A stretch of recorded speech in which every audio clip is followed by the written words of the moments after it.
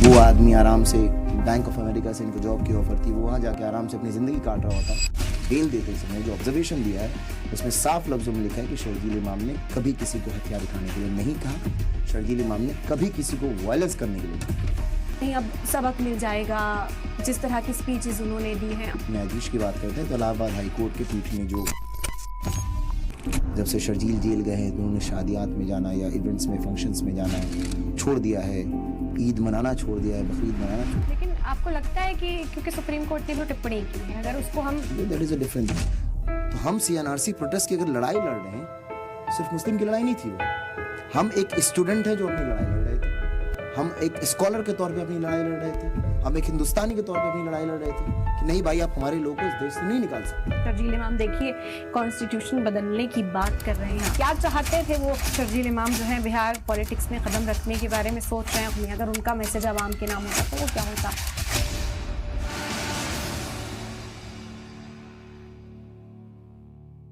आदाब, सलाम टीवी देख रहे हैं आप, आपके साथ मैं हूं रम खान।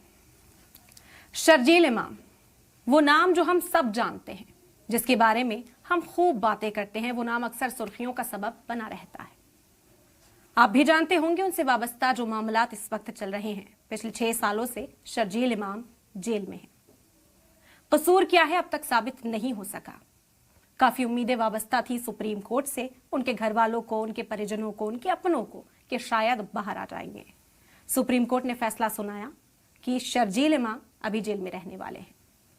चार्जेस फ्रेम नहीं किए गए हैं, जो तर्क पेश किए जाते हैं, जो दलीलें पेश की जाती हैं कोर्ट के अंदर, उसका सिलसिला भी शुरू नहीं हुआ। लेकिन फिर भी शर्जील इमाम 6 साल से जेल में है।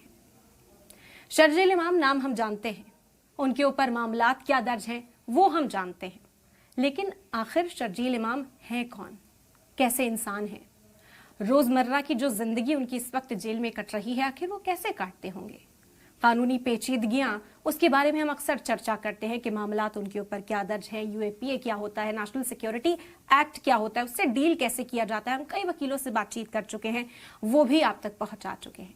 लेकिन शर्जील इमाम कौन है, मैं फिर पूछूंगी। वो जानने के लिए हमने इस वक्त अपने स्टूडियो में एक बेहद खास मेहमान को दावत दी है, शर्जील इमाम के छोटे भाई मुजम्मिल इमाम, क्योंकि एक घर वाला, एक अपना ही बता सकता है कि 6 साल का ये सफर शर्जील इमाम के लिए कैसा रहा और उनके घर वालों पर क्या बीती है। सबसे पहले खैर मकदम करेंगे मुजम्मिल साहब, आपने अपना कीमती वक्त दिया, बेहद मुश्किल ये फेज है आपकी लाइफ का, आपके परिवार वालों के लिए, उसके बावजूद आप यहाँ तशरीफ लाए, उसके लिए बेहद शुक्रिया। सबसे पहले मैं यही पूछना चाहूंगी, काफी उम्मीदें वाबस्ता थी सुप्रीम कोर्ट से आप लोगों की कि अभी तक जिरह शुरू नहीं हुई, चार्जेस फ्रेम नहीं हुए, बावजूद इसके 6 साल हो गए हैं, आप तारीखें लेकर मिलने जाते होंगे अपने भाई से जेल के अंदर। जब फैसला सबसे बड़ी अदालत से आया कि अभी भी बेल नहीं मिलेगी, अभी भी वो बाहर नहीं आ सकेंगे, क्या लम्हा था, क्या फील किया आपने? अब जाहिर सी बात है कि उम्मीद तो इंसान को रहती है, जब हिंदुस्तान के हम नागरिक हैं और इस जुडिशल सिस्टम और एक कॉन्स्टिट्यूशनल फ्रेमवर्क में हम जिंदा हैं और इन चीज़ों को हम अपनी ज़िंदगी को बिता रहे हैं, तो जाहिर सी बात है कि उम्मीद भी उसी निज़ाम से होती है जिस निज़ाम के अंदर हम हैं। तो हमें उम्मीद थी कि जस्टिस हमें मिलेगा और कह सकते हैं कि सुप्रीम कोर्ट जो फ़ैसला है वो बेहतर फ़ैसला हमारे हक़ में होगा। लेकिन चलिए, शायद सुप्रीम कोर्ट को कुछ ऐसी चीज़ें लगी हों जिस वजह से उन्होंने हमारे को 1 साल का लगभग वक्फा और दिया है, पुलिस वालों को जो भी उनकी जांच है वो पूरी करने के लिए और जो गवाह हैं उनके गवाही कह सकते हैं एग्ज़ामिन और रिकॉर्ड कराने के लिए। लेकिन चलिए, जिन 5 लोगों को बेल मिली है हम उनके लिए खुश भी हैं, और रही सही बात कि पिछले 6 सालों से लड़ रहे थे, 1 साल और सही वो कह सकते हैं। बात हुई क्या आपकी इस फैसले के बाद शर्जील इमाम से? उन्होंने कुछ कहा हो, कोई मैसेज दिया हो, कोई रिएक्शन दिया हो कि 5 लोगों को जो बेल मिली है वो कैसा महसूस कर रहे हैं इस वक्त? क्या ये हौसला बढ़ाने वाली चीज़ है या फिर कहीं ना कहीं मायूस नज़र आ रहे हैं इसमें? देखिए, सही मायनों में कहा जाए तो जहाँ तक बेल का मामला है तो शर्जील इमाम साहब और हमारे जो वकील हैं वो हमेशा इस बेल को लेकर के काफ़ी ही कह सकते हैं इत्मीनान थे 50-50 को लेकर के। ये एक बिल्कुल ही वो हमेशा वेल प्रिपेयर थे कि हमें नेगेटिव फ़ैसला भी आ सकता है। और रही बात शर्जील भाई की, तो हमेशा इस बात पे इत्मीनान थे कि मेरा जो इनकार्सिनेशन है, वो जेल का लम्हा है, वो कितना लंबा जाएगा इसका कोई हिसाब नहीं है। तो चीज़ें जो भी प्लान कर रहे हो, मतलब अपनी ज़िंदगी में या फिर लीगली, वो उसी हिसाब से प्लान करो कि हम सारी चीज़ों को सही तरीके से वर्कआउट कर सके। कल बेल के ऑर्डर आने के बाद उनकी कॉल आई थी, तो मैंने बोला कि बेल रिजेक्टेबल है, मालूम है, क्योंकि वहाँ तो अंदर खबर मिल ही जाती है, ज़ाहिर बात है।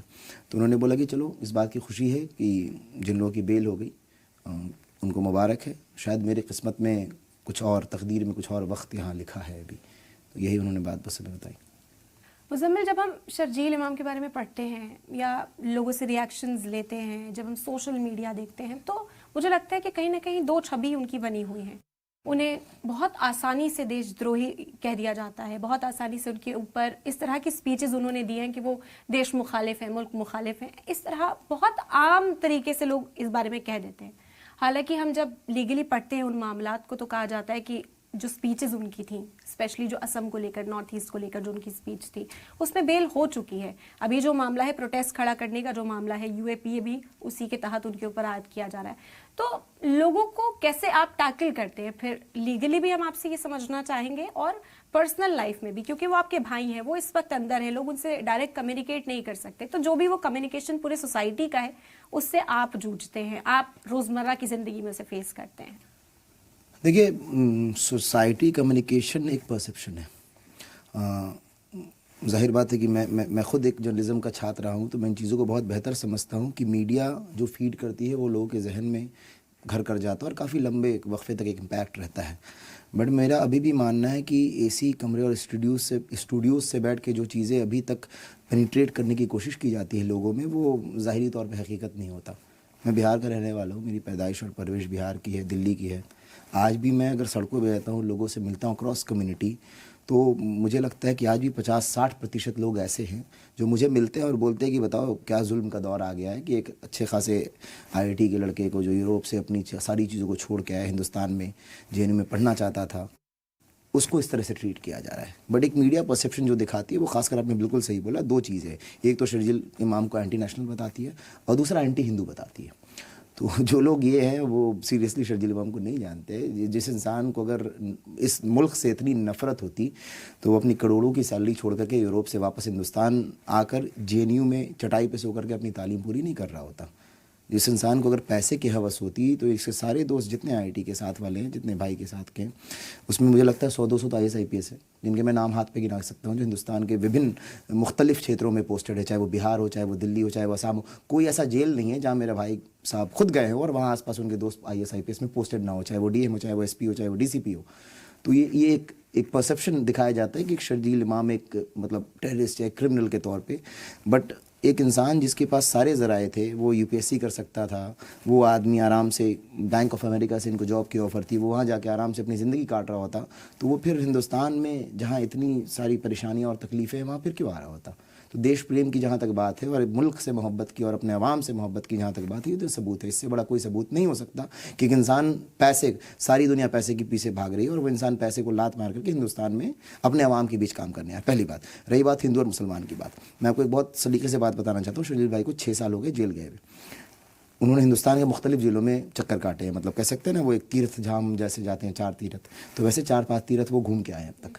तो उस तरह से आप मान लीजिए उन सारे जगहों पे घूमने के बाद जहाँ तक मैं जोड़ पाता हूँ कि ऐसे 25-30 लोग हैं जिनके भाई ने अपने ख़र्चे पे अपने वकीलों से उनकी बेल और जो भी लीगल हेल्प है वो की है। और लोग जाहिर सी बात है, पहला ये स्टेटमेंट सुनेंगे तो सोचेंगे इनको एक मुसलमान होगा, मुसलमान की मदद कर रहा है। उस 25-30 में 20 गैर मुसलमान हैं जिनको भाई ने बेल दिलाई है।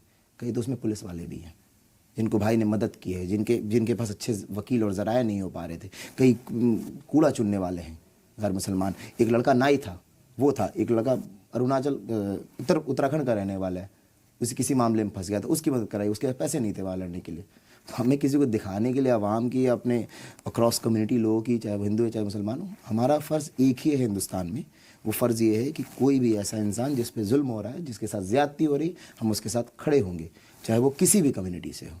और आखिरी बात मैं इसमें ये बताना चाहूँगा कि शर्जील इमाम के जो भी केसेस के एक्सपेंसेस आज तक लगे हैं, उसमें अगर आधा हमने बेयर किया है तो आधा ज़्यादा उनके दोस्तों ने बेयर किया है, जो हिंदुस्तान के मुख्तलिफ़ क्षेत्रों में पोस्टेड हैं और वो सारे गैर मुसलमान हैं।